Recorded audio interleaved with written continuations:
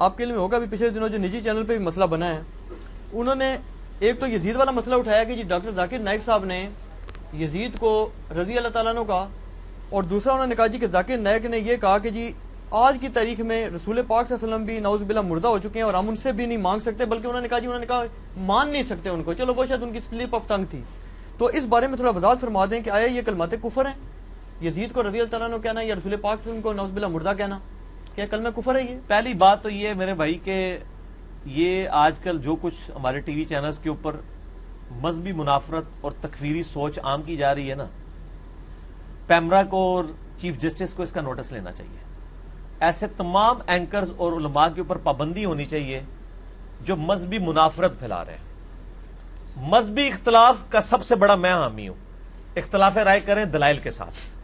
بسم اللہ الرحمن الرحیم. السلام علیکم دوستو. آپ نے سنا ہوگا 100 چوہے کھا کے بلی حج کو چلی.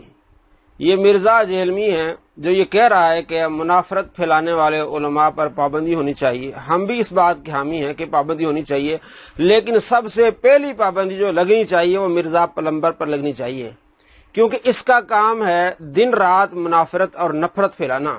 سب سے زیادہ میڈیا پر اس وقت جو نفرت پھیلا رہا ہے یہ مرزا جہلمی ہے. آپ اس کی ویڈیوز دیکھیں، اس کے تھمبنیل دیکھیں. سب سے زیادہ نفرت پھیلانے والا اگر کوئی شخص آپ کو ملے گا تو یہ مرزا جہلمی ہے. اس کی ایک مثال میں آپ کو دیتا ہوں. یہ آپ ویڈیو دیکھیں، اس میں اس نے کیا لکھا ہے.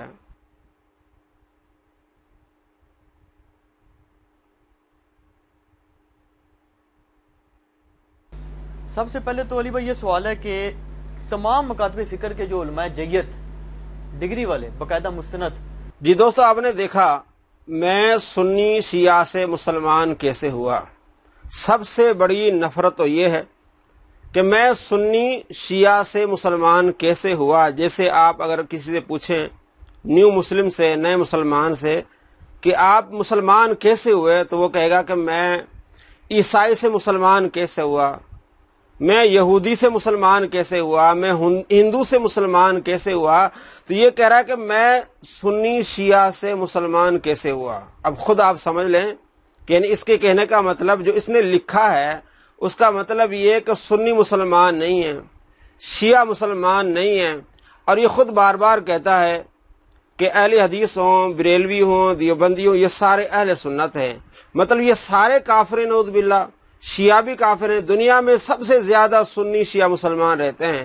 یہ سارے کافر ہیں اس کے لکھنے کے مطابق. اس نے لکھا ہے اور اپنی ویڈیو میں کہتا میں سب کو مسلمان سمجھتا ہوں. یہ سب سے بڑی منافقت ہے. آپ اپنے تھمبنیل میں لکھتے ہیں کہ میں سنی شیعہ سے مسلمان کیسے ہوا.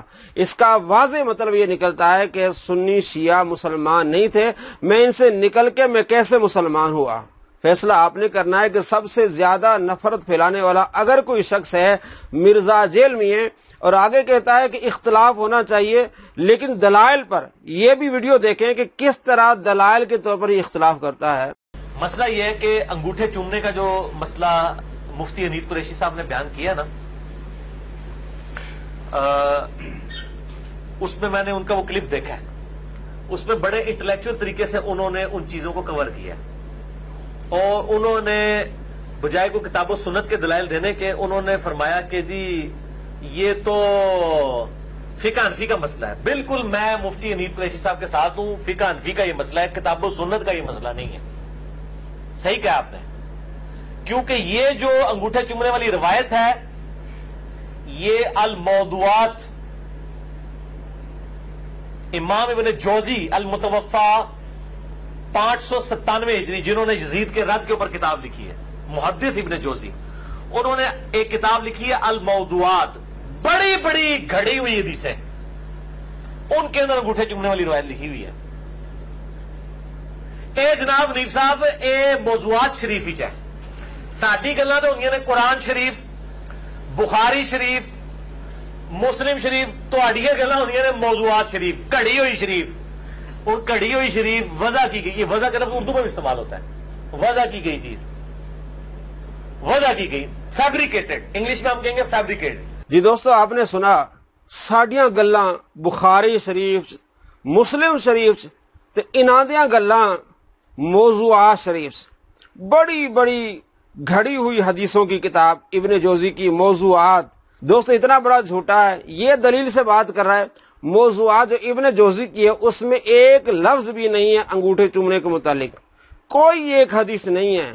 یہ کہتا ہے کہ دلائل کے طور پر اختلاف ہونا چاہیے، جب دلیل ہی نہیں ہے، حدیث ہی نہیں ہے، آپ جھوٹ بول کے آپ لوگوں کو یہ بتانا چاہ رہے ہیں کہ جو انگوٹھے چومتے ہیں، وہ جو حدیث بیان کرتے ہیں وہ موضوعات ابن جوزی میں ہیں، یہ دلیل پیش کرتے ہیں، حالانکہ وہ لفظ بھی نہیں ہے، کوئی ایک حدیث بھی نہیں ہے موضوعات ابن جوزی میں، اور کہتا ہے ساڑیاں گلاں بخاری شریف اور مسلم شریف۔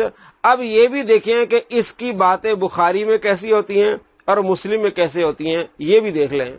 صحیح بخاری اور صحیح مسلم کی متفقن علیہ حدیث ہے کتاب الجنائز چیپٹر میں کہ قبر میں 4 سوالات کیے جائیں گے۔ 4 کا عدد موجود نہیں، لیکن سوال جو بتائے گئے وہ میں گن کے بتا رہا ہوں 4 کہ قبر میں یہ سوال۔ جی دوستو، آپ نے سنا کہ قبر میں 4 سوال ہوں گے، متفقن علیہ حدیث ہے، بخاری مسلم میں 4 سوال ہوں گے، وہ میں گن کے بتاؤں گا۔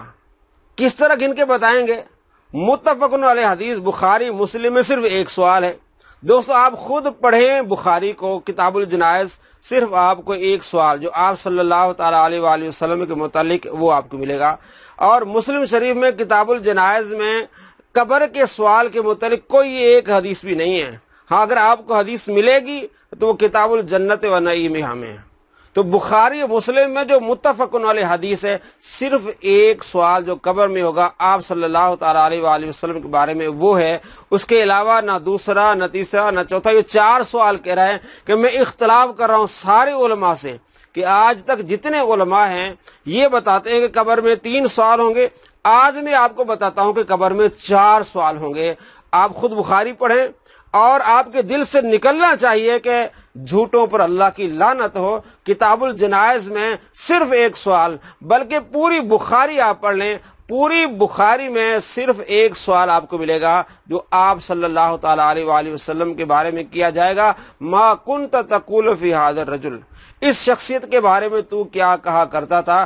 اب یہ دلائل سے اختلاف کر رہا ہے، علماء سے اختلاف کر رہا ہے، محدثین سے اختلاف کر رہا ہے، کیسے؟ جھوٹ بول کے، بخاری پر جھوٹ بول کے، مسلم پر جھوٹ بول کے، کہتے ساڈیاں گلاں بخاری تے مسلم دیکھ لو۔ اگر آپ کو یقین نہیں آتا آپ بخاری پڑھیں، پھر آپ کو معلوم ہوگا کہ یہ کتنا بڑا جھوٹا اور احمق اور مکار شخص ہے۔ بخاری میں کتاب الجنائز پڑھیں، آپ مسلم میں پڑھیں، آپ کو متفقن علیہ حدیث کوئی نہیں ملے گی، صرف 1 ملے گی کہ جس میں یہ ہوگا کہ آپ صلی اللہ تعالی علیہ وآلہ وسلم کے بارے میں سوال ہوگا۔